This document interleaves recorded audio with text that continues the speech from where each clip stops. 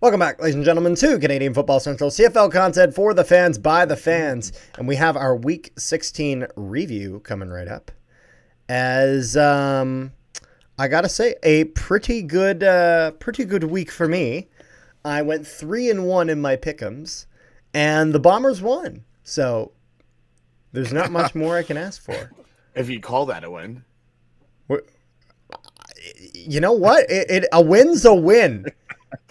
A win is a win. When the Bombers ran to victory, because they sure as shit didn't throw it to victory, they ran to victory.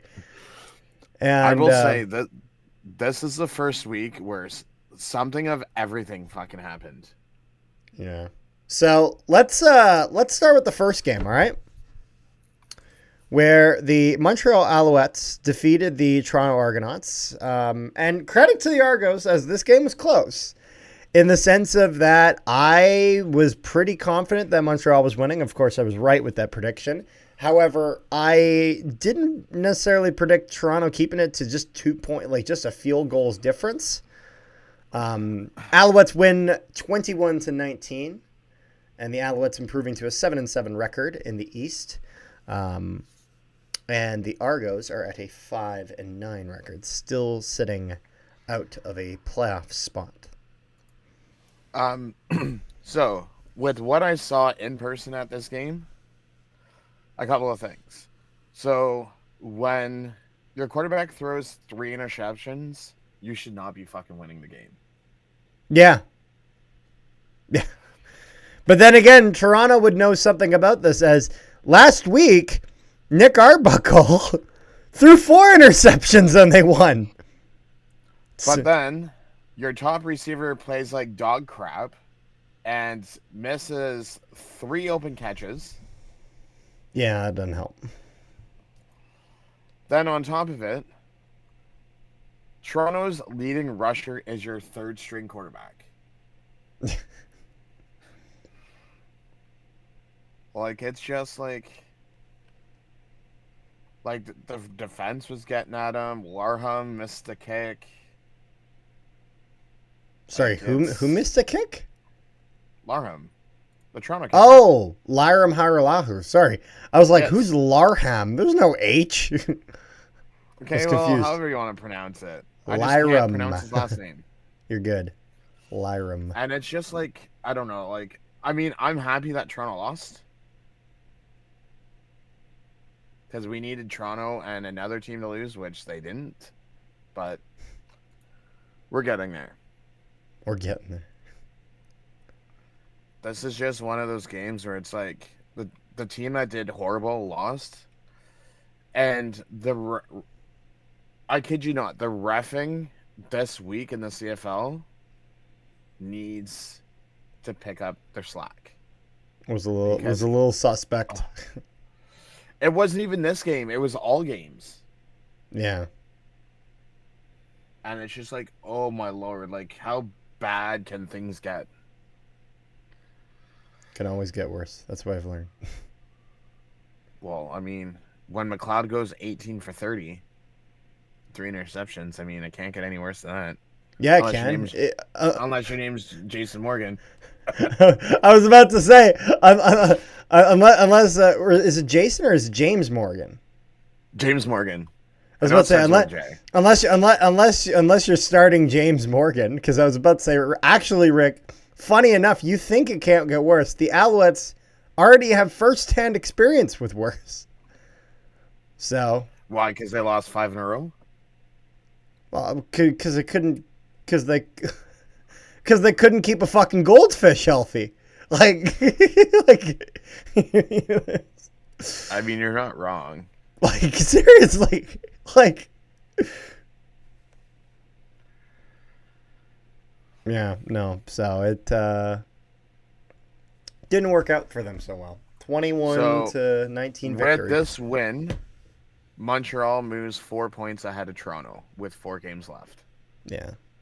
And that's where, and this is like, with Montreal, all you're wanting to do is keep a good lead over Toronto, because no matter what the record is of a team crossing over, He ain't catching us. But they're not crossing into second. You know what I mean? If you're Montreal, you just need to beat Toronto. It doesn't matter. You don't need to worry about whatever crossover team. You just got to beat him come playoffs.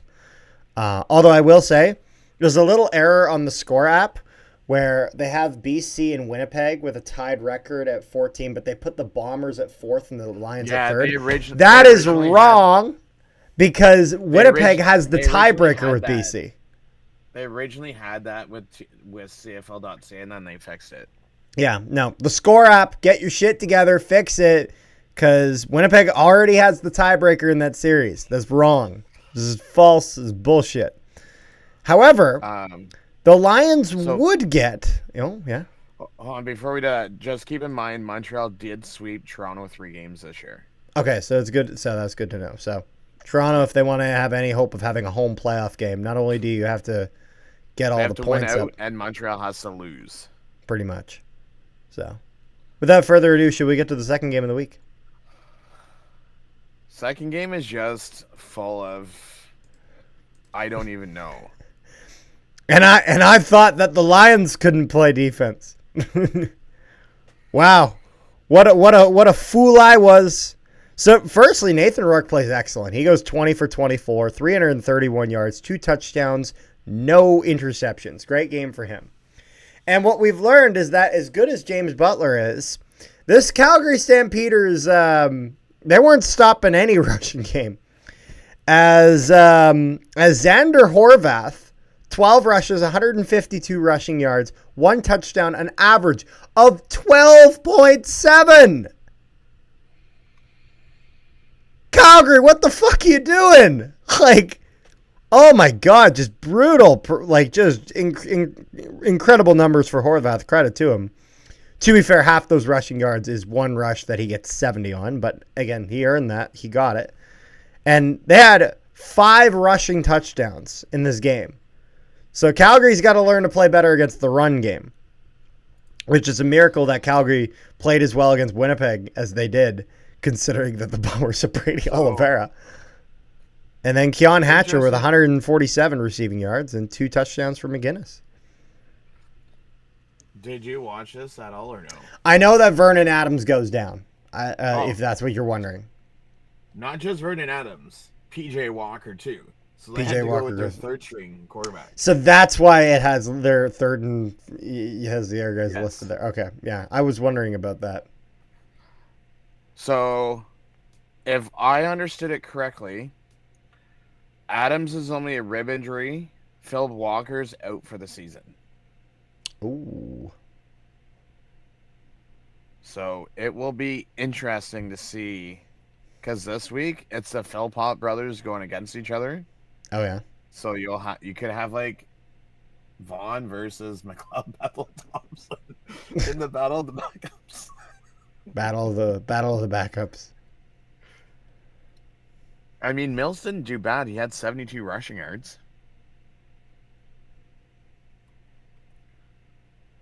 Just didn't get quite what they were looking for. Berryhill had a 30.5 or 53 was his longest. BC's defense only had 2 sacks. So Betts has had 6 sacks in the last 2 weeks. Damn. That is ridiculous. To be fair, he's an incredibly talented defensive lineman. And I still don't care what anyone says. Nathan Rourke's not winning MVP. I don't care what anyone says. In the future, he will. Not now. Oh, in the future, not this season though. You got to be you got to be consistent to win MOP, my friend. And yeah, I could see him getting maybe a nomination, but I'm not sure. I could see him winning Canadian, maybe. Depends, because I know Nick Dembski at one point was the leading guy, but then again, he hasn't gotten very many throws last week because because we got Straveler in, so. But Dembski at one point was in the running for that, but we'll see. Should we move on to the next one here, Rick? Because I don't think there's much else we got. Here, we're actually, it's funny. We're going through this quickly, and it's not intentional. It's just there's not much to talk about. Well, the first two games, anyways. Now these two games. These last two games is going to be a lot more to talk about. So, firstly, the Winnipeg Blue Bombers win by a score of 26-18 over the Ottawa Red Blacks. Now, I want you to answer a question for me, Rick. Yes. And this is an honest question. Have you ever watched a football game where a team completes 3 passes and wins the game? Have you ever seen that in your entire life? Have you ever seen a team only complete 3 passes and win the game? I don't think I've ever seen that. While the Bombers fucking managed to do it, Chris Streveler goes 3 for 8 and still finds a way to throw a pick out of that. Brady Oliveira rushes 20 times for 100 rushing yards.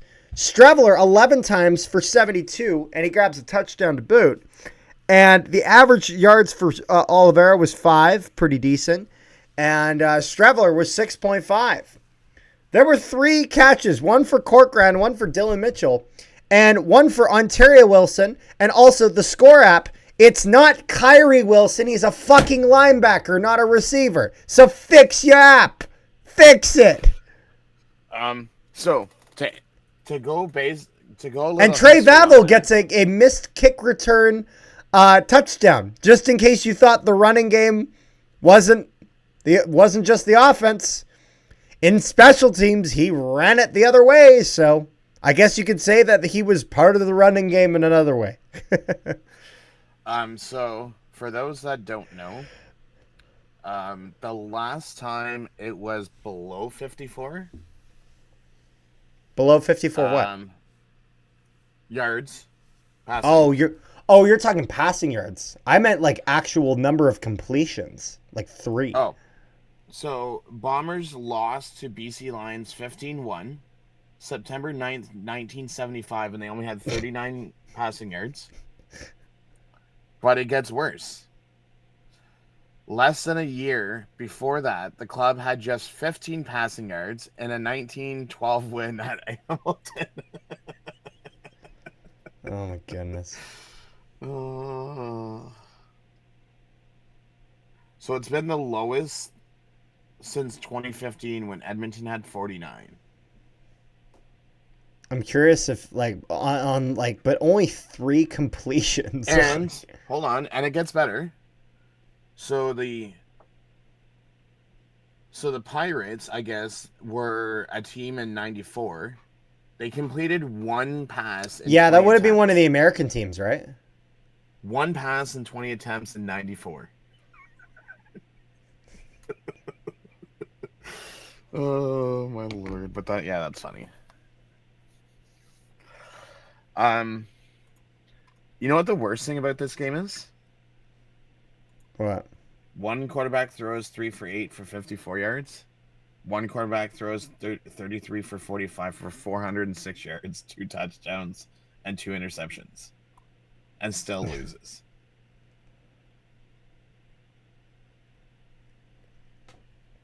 And 2 wide receivers, one with 155 yards and one with 101, and still was not. Yeah, unironically, Drew Brown plays really well here, but it's just not enough. Like it just they couldn't do what they needed to do in order to. Ed Streveler was sacked 4 times. Yeah, well, and that's the thing. This is a game where Winnipeg squeaks away with a victory here in spite of Streveler. Like Winnipeg gets the win here. And Winnipeg wins this game because the Ottawa Red Blacks are the Ottawa Red Blacks. If Winnipeg plays this game against almost any other team, they lose. If you want me to be honest, if Lewis Ward didn't miss his 2 field goal attempts, Winnipeg would have lost.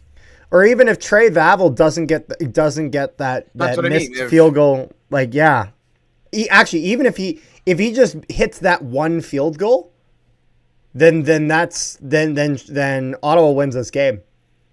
Because if you think about it, well, yes, he does. Because here's the thing: if Ottawa hits that field goal, not only do they get an extra 3 points, but Winnipeg would lose 7 because they got a touchdown in that play. That's right. Yeah. So it would be that'd be 21-19 Red Blacks, because it's not just as simple of giving a field. You know what I mean? It would also be because it means that it would never Trey Vavel would never have the chance to even return that ball. But I mean, at the same time, Ottawa's team's just been a mess this year. Yeah, here I thought at the start of the year, wow, they look like they only improved from here. Well, not really, because they just each year I think maybe Ottawa will have it figured out. I mean, if you're talking injury wise, no one's had more injuries than Ottawa this year. I don't know if anyone's had more injuries. I think the most impactful injuries though would be Montreal. I mean, Ottawa's been playing Philpott, Mac, and they haven't played their starting quarterback in months. But I mean, if you're playing 5th string players on your secondary, that's true. You'll get burnt pretty good there too. I know. Or I'm just saying it's a pretty big deal when your big money stars are the guys gone. Or if you're Saskatchewan and you put a player who's never played before on the secondary and gets burned by Philpott for 200 yards. Yeah, it's crazy. Yeah,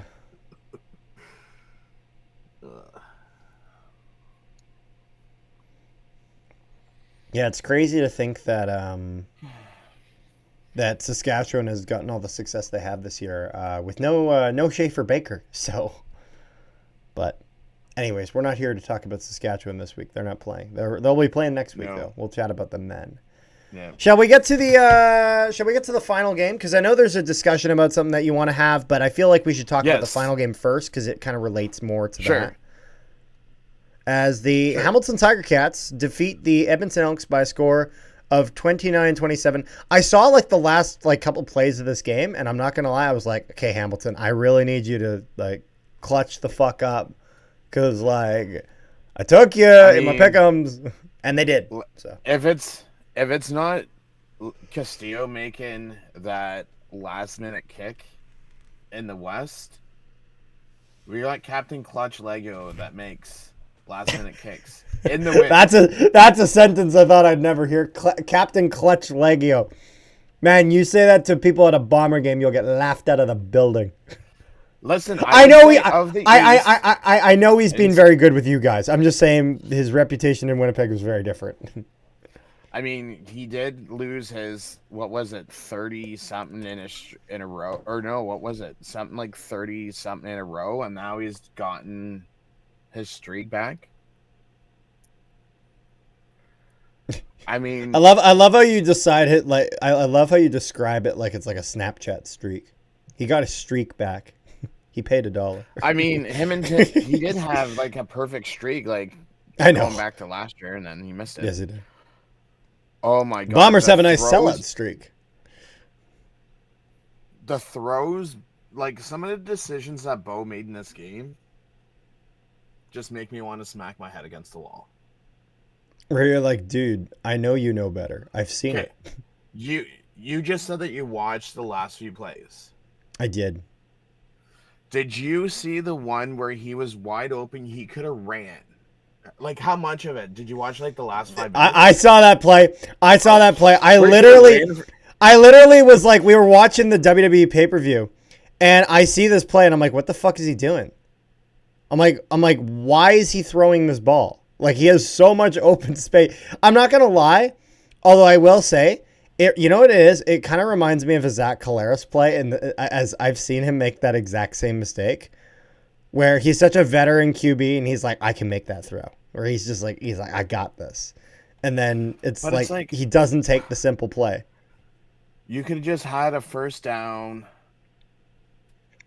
gotten more yards, but no, you got to throw it to Brandon O'Leary Orange or Keandre, whoever the frig it was. And then get no yards. Drop the friggin' ball. Mind you, I will say, Tim White did a better job showing up today, even though he missed 5 friggin' passes. But yeah.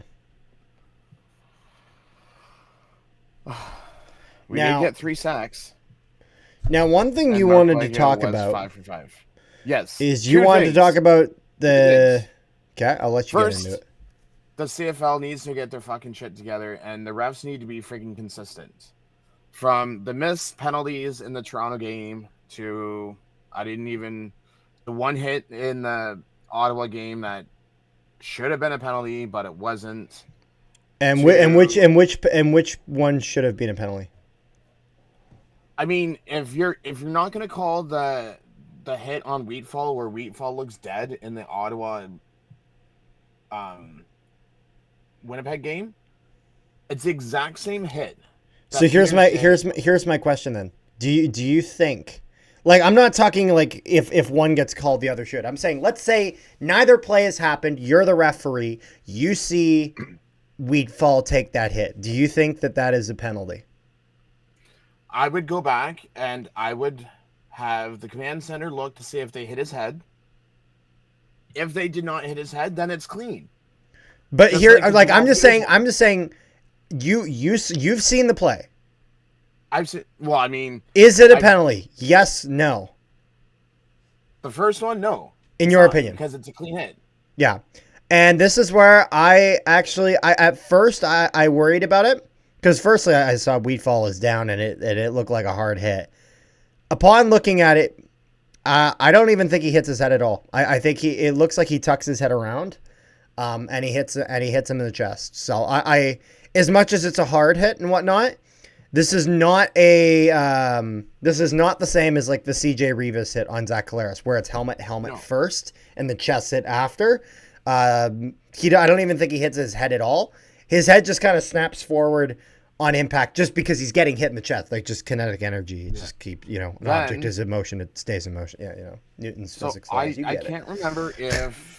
I don't think the ref that saw the hit in the Hamilton game called the flag right away. I think it was a different ref.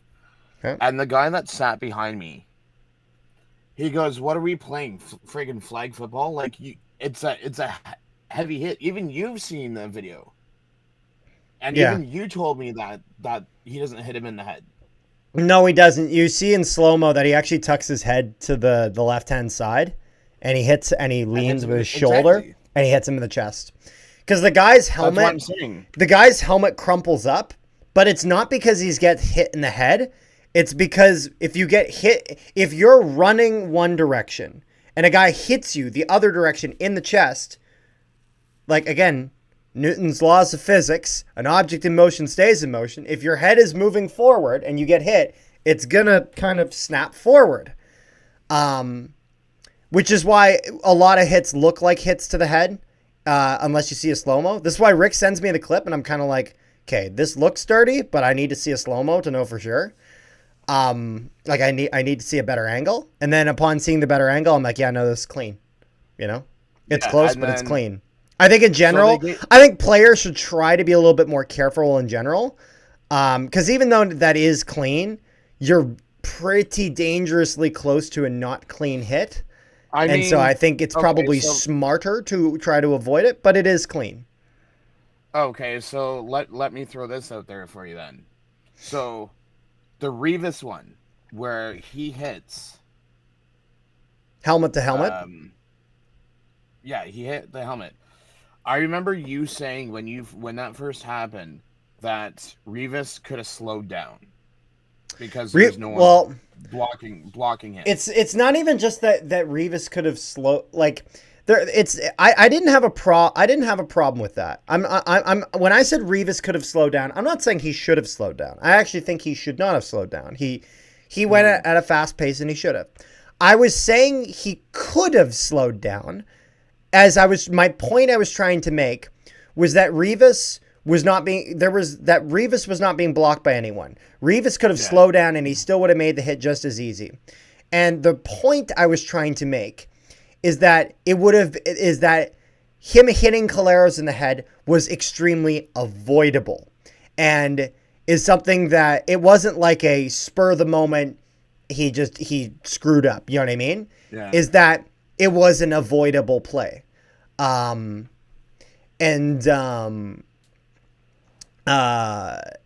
And so that's why I'd mentioned it. I'm not saying that he should though, on impact. Again, because he was so wide open, there's kind of, you can't really make an excuse that it's in the heat of the moment sort of thing, because in the heat of what moment? He had a lot of moments there.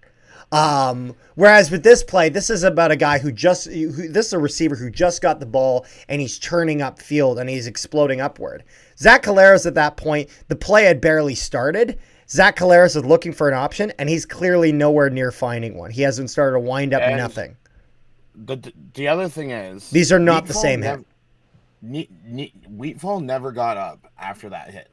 And this is where it's just unfortunate in the sense of I'm worried for Wheatfall as a guy who's is a big fan of Wheatfall, and I hope he's okay. But at the end of the day, just because a hit results in an injury doesn't necessarily mean that it's a dirty hit. It certainly can be. But this is not one of those instances. The hit on Wheatfall is completely clean. But here's the problem that I have, though, is if it was helmet to helmet with Smith, and there was such a big deal with that, Smith would have been pulled by a spotter. Because they would have thought that would have been concussion. Yeah. They didn't pull him. So it wasn't a hit to it. It wasn't helmet to helmet. Yeah. Because with the impact in that, you definitely would have hit your head off the ground if it was helmet to helmet. Yeah. No, definitely. That's what I'm saying. Like, there's so much inconsistency with penalties. Oh, and then I'll use this one. I wish I grabbed the time slot for it.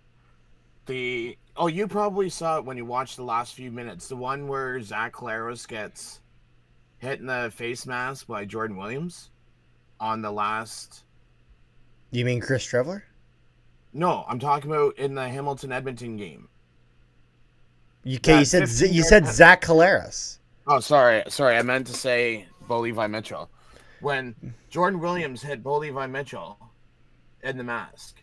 I think I remember seeing this, yeah. Again, if you're protecting the quarterbacks, where was the flag on that? Because, again, the command center had to come down and say that was a penalty. Yeah. That's what I'm saying. There is no consistency with refs in this friggin' league. I think it was Connor. I think it was Connor who suggested this in our Pick'ems group, and actually, I think this would be an interesting thing to discuss. We don't need to really get into it now. It's just kind of an idea I'm bringing up. Is one rule that they actually have in the UFL, in the United Football League down in the US, is when they're doing video replay reviews, when they're reviewing a play, they actually have the audio from the command center available. I thought that was me that mentioned that, no? Or was that you that mentioned? I thought it was Connor. That was me that mentioned that. Yeah, well, regardless of who mentioned it, I wouldn't mind seeing something like that. To be honest, I think I should check out a UFL game, and not because I want to actually see UFL football. I really don't care.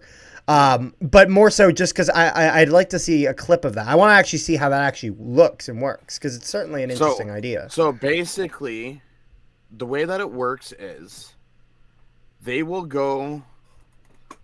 watch whatever the play is from different angles. And then I kind of know how it works. I mean like actually see it though.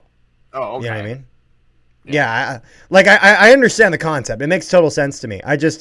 It's a little bit different between hearing it described to me and actually seeing like, oh, okay, I see what you mean. You know what I mean? So, yeah. One of the things that I was listening to on your friends Bombers,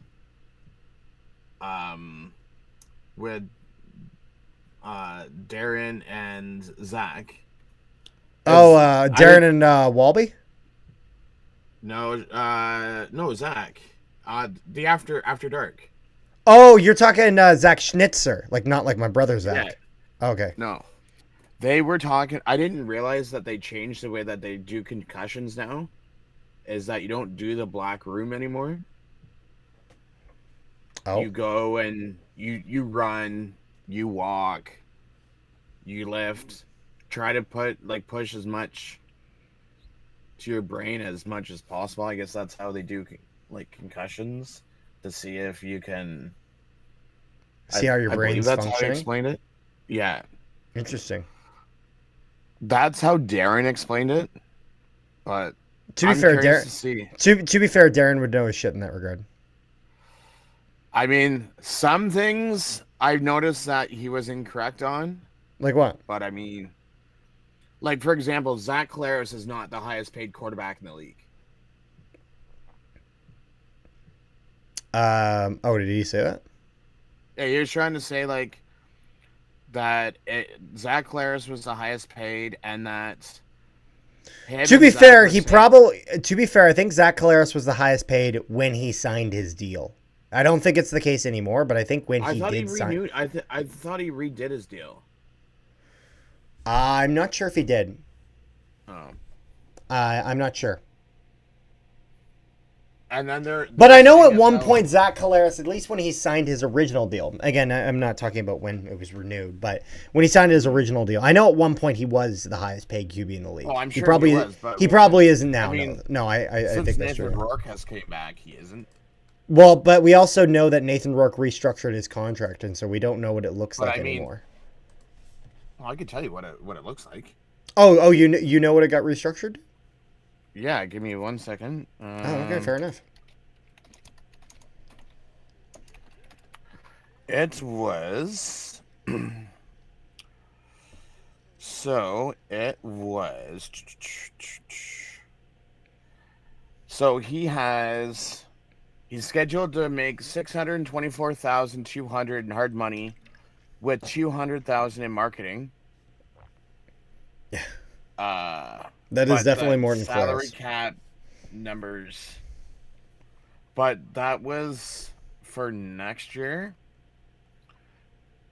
This year he's making almost 750,000 in hard money in 2025, and that's including a $200,000 marketing money. Yeah.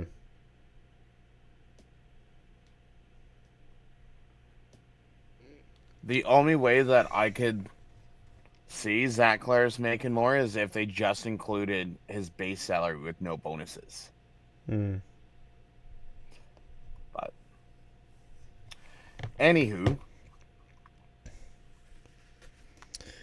Is there anything else we got there, Rick, or is that pretty oh much it? yes. So for those people that have not heard, CFL on Twitter's taken a crazy turn as of today's announcement. So do check out CFL.ca at 1 o'clock Monday afternoon, as there is some big news that the league's supposed to be announcing. We don't know what the frig it is. There's been Yeah. everything from changing the uh, goalposts to 4 downs to schedules to ratio rules I to. swear, I swear to God, if they go to 4 downs, I'm losing my shit. I would be There's fucking already people that seriously. says that if they go to 4 downs, they're not renewing their seasons. That's how bad it is. And I I mean, said, I wouldn't go that far. I just would be extremely disappointed at I a mean, league throwing the out way its that identity. the way that I explained it is, even if you owned a business, let's say you owned a grocery store, Mm-hmm. and you changed, or even if I'll use this example, if you owned a fast food restaurant and you changed the way that you make your food, people are going to be disappointed because it's not the same. Yeah. So no matter what you change, people are going to be disappointed no matter what you change it to.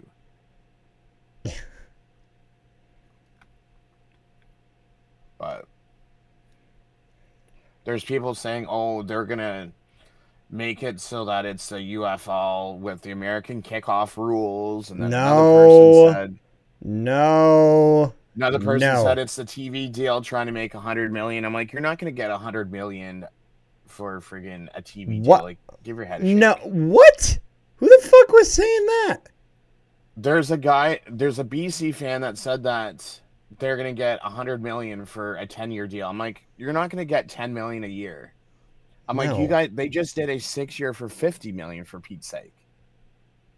No. They just I'm no. like so here's my thing is the only way that you could get away with upping the price of a TV deal is on Saturdays, you make a CIS game at 1 o'clock, a CSI game at 3 o'clock, a CFL game at 7, and then a CFL game at 9:30, 10 o'clock. Yeah. And promote the University League, because that's where they're drafting players from. Yeah. But anyways, I beg to differ. But we, depending on what it is, we may have. Oh, one other thing I forgot to mention. I actually got to meet Luke Wilson in person. Yeah, I saw you sent me a photo of that, and I was like, if only he knew it was you who's fucking having a fun stint with him on Twitter. Oh, I already talked to him about it. Yeah. What'd you say? No. What was his words? Well, first off, I said to him, like, I'm sorry if we had any beef. He's like, oh, no, don't be sorry. But I told him, I'm like, Luke, straight up, you say shit about my team, and we're going to war. And he just sat there and chuckled. And I said to him, like, anyone says anything about my team, I go to war for my team. It doesn't matter what happens. I think he liked that. I think he liked that. I think Luke Wilson's he's a fighter. You know what I mean? He's been watching all the games that I go to, and he's like, you're one of the top Ticat fans that I know that will go to bat for their team and that actually goes to all the stadiums. And he's like, in my books, you're the number one Ticat fan. And then I'm like, oh, there you go. Look at that. You should have. You know what we got to do? We got to start making Canadian Football Central business cards that you can just start fucking handing out to Ticat games. Yeah, call this number when you want to have a crazy fucking interview with no holds barred. The other thing that I will mention is that jersey that I brought to Jamie McLennan. 25-year-old jersey. Oh my God. I go to Jamie McLennan. I'm like, Jamie, do you remember wearing those back in 2000 when you're drafted from the Calgary Flames to Minnesota in the expansion draft? Does it make you want to feel to put on equipment one more time? Yeah. But yeah, he signed it and everything. That was pretty cool. But yeah, that's all I have. Yeah. Oh, when you do have a moment, Luke Wilson's spiel about tomorrow. Oh boy. Hold on a second. Let me take a look at this. I'm curious now. He's like, CFL fans, for Godness sake, let the commissioner make an announcement first before jumping to conclusions. The conversations on here are utterly ridiculous. We have no clue what's coming. Bullshit. I know you do. No. Like to be fair here, I actually agree with what Luke Wilson's saying here. People are jumping to conclusions too much. No. But obviously he knows something's up because he mentioned it a few weeks ago. Yeah, but he's saying we because he's saying the collective CFL community. No, really I get that.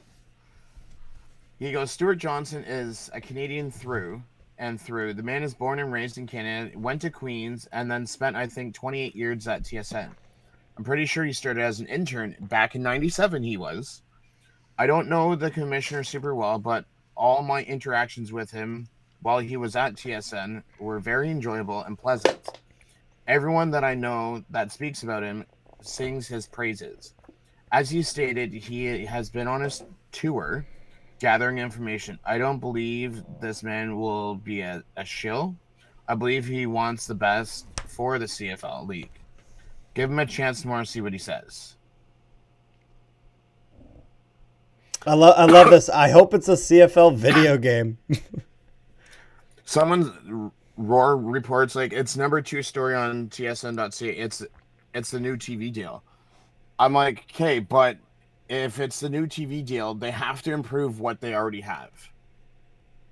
Like, where else are you going to put it? In that case, we will probably have a video on Leave it. it off. Dun. Leave it off on that suspense. Dun. Cliffhanger. Haha. Although if you're watching this video based on when it goes out, you may already know what the announcement is. Ooh, Rick. Yes. Do you need to do your unboxing? So, for those that don't know, our lovely friend Aaron from our Pick'em groups gave this to me because we went we hung out today, so I don't know what's in here. Have you ever seen these? What is that? It's a Access Credit Union. I wanna. Is it a mouse for your mouse? Oh, is that like a mouse pad or something? That's what it looks like, or for your hands. Oh, is that like one of those snap bands that you like? Ah, it is. Okay, so we got that. What else It's do a we snap have? band. Nice. Ooh, a, a cozy, A or cozy, whatever you you want to know, call them, for your water bottles. for your drinks. Yeah. What else do we have in here? Speaking of which, yo, is this one of those sound ones? Oh, it is. Is it one of those sound ones where you can blow in it and it makes noise? Do you guys sell those? I don't even know. I'd have to. I don't know. They sell a lot of bomber Oh, it shit. definitely is one of those. Because you can blow it in here and it goes down there. I don't want to do it because people are sleeping in my house. But that's friggin' hilarious. Now I can take this to Cat games and just annoy the shit out of Montreal fans when I go to Montreal. Oh, it sounds like I'm cracking knuckles. But yes, Aaron, if you're watching this, much appreciated, my friend. Yeah, we went out to Chuck's. Carter, have you ever met him? I've not met Aaron. I've met Cameron, because Cameron now plays on my beer league team. No, so we were actually talking about my trip out to Winnipeg, Uh-huh. but we will save that for a different time because I know you have things to do. As he's looking at his phone. It's funny. I saw the thing where the Rod Peterson, when it comes to the thing, he's like, I'm being told to prepare for an Americanization of the CFL game. I don't buy that. And here's the thing. So Rod Peterson makes the most clickbaity of clickbaity shit. So he's saying that to get views. Like, I don't know.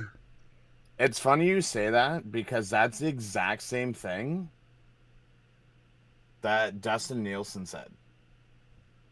Like, what do you mean? Dustin Nielsen said what? Hey, hold on. Let me go find the actual. Oops. Replies. I'm looking at Dustin Nielsen's tweets. I see nothing here. Where did I see it? All he said is the CFL will be stealing the spotlight in Canadian sports. No, not that. There was one that was saying like him. What is it? That Rod Peterson and I forget who else is just doing it for clickbait. Oh, if I only found the tweet where he posted that. Well, because if you look at a lot of Rod Peterson stuff, it's so clickbaity. Like, it's extreme.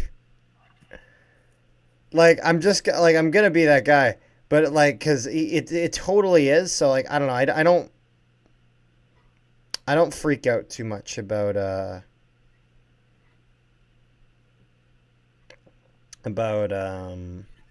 let's just put it this way. Dustin Nielsen said that the CFL news will be much bigger than 2 split inter-squad CFL or NHL games tomorrow. Yeah. So whatever the frig that is. Anyways, though, we will leave it off with that. So hopefully, you can betcha if you're working tomorrow afternoon, I will be messaging you. Yeah, no, I'll have to check all the news on my break. People are saying that the money's on the Maritimes expansion team. Keep dreaming. All I'm gonna say before you leave off is whatever the news is, the CFLPA has not signed off on it because you would have heard them changing rules. To be fair, it may not require the CFLPA. No, but I'm saying if it's something big like 4 downs or changing the goalposts or something like that, I think the PA would need to approve that. Right? Yeah, that's what I'm saying. So that's why I'm saying it's not that. It has to be. It could be changing the schedule next year. Who knows what it could be, but. Anyways, though, we'll let you go. Make sure you guys leave a like on the video, share it around, and subscribe. Thank you guys for tuning in as long as you did. And yeah, tune in as we're probably going to have a video on whatever this announcement ends up being. And then also we'll have a preview video coming out later this week. Anything else, Rick? Yeah, it's going to be round 2 preview this week, my friend. Yes, Winnipeg, Hamilton, and Winnipeg. Anyways, though. Peace, love, and positivity to all you wonderful people at home. We'll see you guys next time.